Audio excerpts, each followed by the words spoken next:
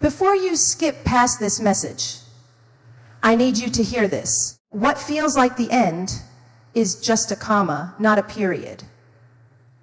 God didn't forget you. He's not late. He's still writing. So don't rush in and try to rewrite what he's perfecting. You've been staring at blank pages, flipping through empty chapters, wondering why your story doesn't look like theirs. You see people moving ahead, building homes, birthing dreams, standing on platforms. And here you are, still stuck in edits and rewrites. But what if I told you that God is still writing, and what looks like delay is actually divine pacing? We get so uncomfortable in the unknown that we try to take over the process. We grab the pen, scribble out our pain, rewrite the heartbreak, and try to manufacture perfect endings. The truth is, the author of your story doesn't need an editor. He needs your surrender. He needs you to trust that what he's building in the quiet chapters is stronger than what you could force in a rush.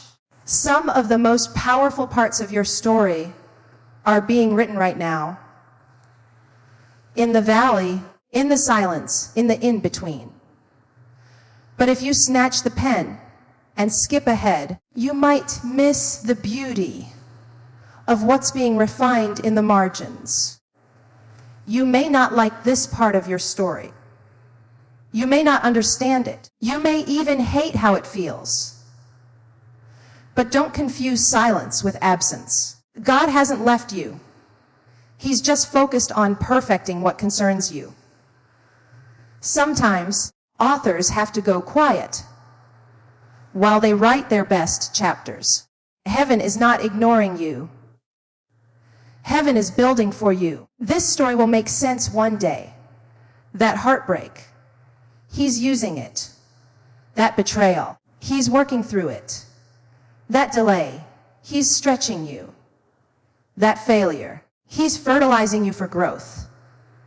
Every tear, every silence, every closed door, it's all ink in the master's hand. Stop comparing your draft to someone else's published highlight reel.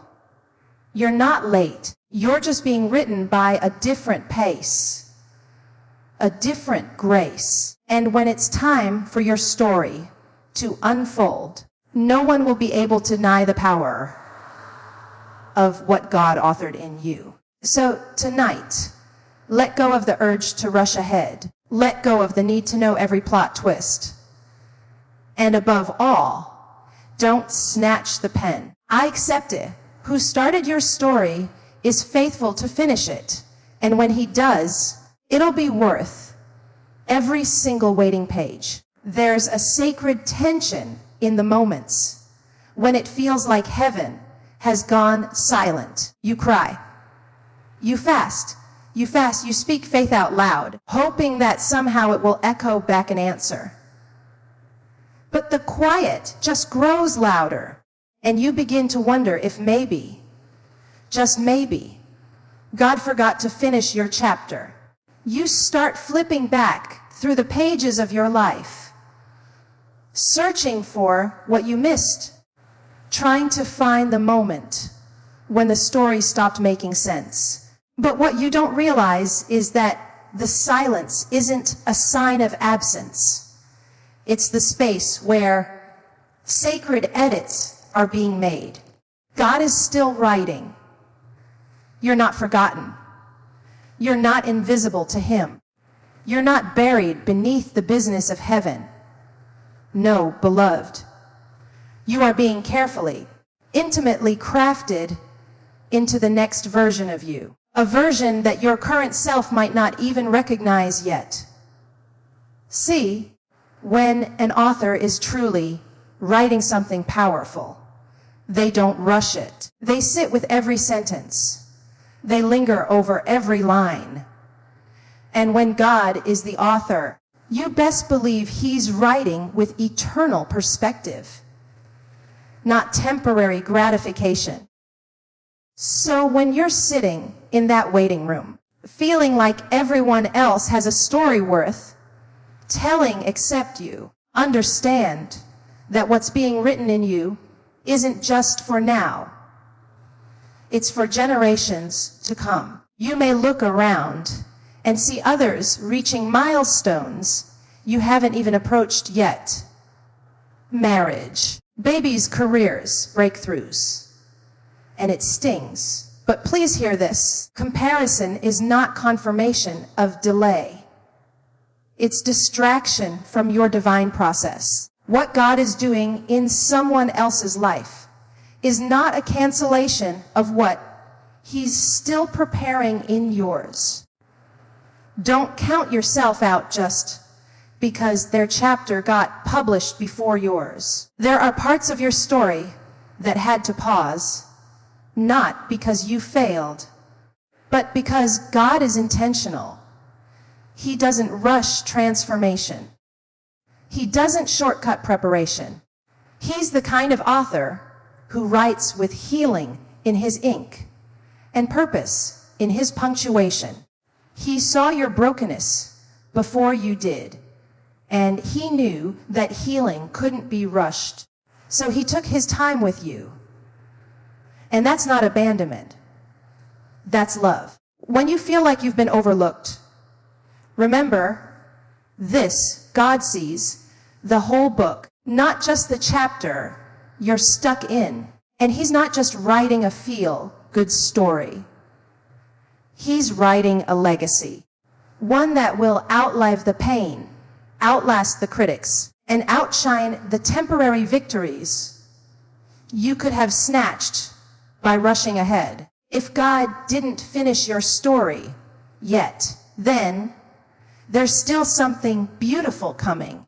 There are still pages that haven't been read, scenes that haven't been lived and accepted, that you victories that haven't been experienced. The enemy would love to convince you to close the book early, to assume that this pain, this disappointment, this stillness is the end.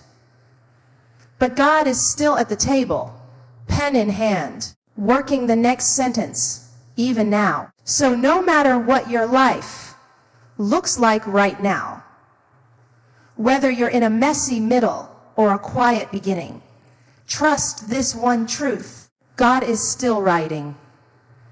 And if He's still writing, you're not forgotten. You're not behind.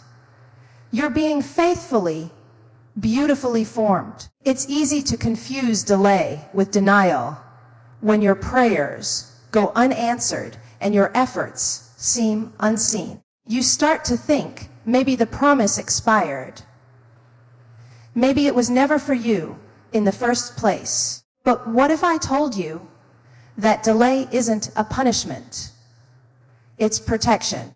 What if the very thing you're crying for would crush you if it came to soon? Timing isn't just about the calendar. It's about the condition of your heart. God knows when you're ready, not just when you're willing. He sees the parts of you that are still tender, still in need of healing, still being shaped. You may want the platform, the relationship, the blessing, but God is preparing the strength, the wisdom, and the discernment to carry it. If He gave it to you now, you might mishandle it. You might make it an idol. You might wrap your identity in it and lose yourself in the very thing that was supposed to bless you. Delay is not a closed door. It's a holy pause, a sacred moment where heaven is adjusting your posture, not your promise. And in that pause, God is testing your trust. Will you still worship when it looks like nothing is working? Will you still pray when you feel unheard? Will you still show up in obedience when the results are invisible? You see, some of us want breakthrough without the breaking, but God is more committed to building your character than stroking your comfort. He's not trying to hurt you. He's trying to anchor you. Because if you rise without roots, you'll fall at the first storm. And baby, storms are coming. Not because God is cruel, but because life is real. And God loves you too much to let your promise arrive before your character does. White parts of my version of you that only emerges through waiting. There's strength that only develops when you've cried yourself to sleep and still got up the next morning to try again. There's wisdom that only shows up when you've been broken enough to stop trusting your own timing and start trusting God's. So yes, you may be in delay, but you are not in denial.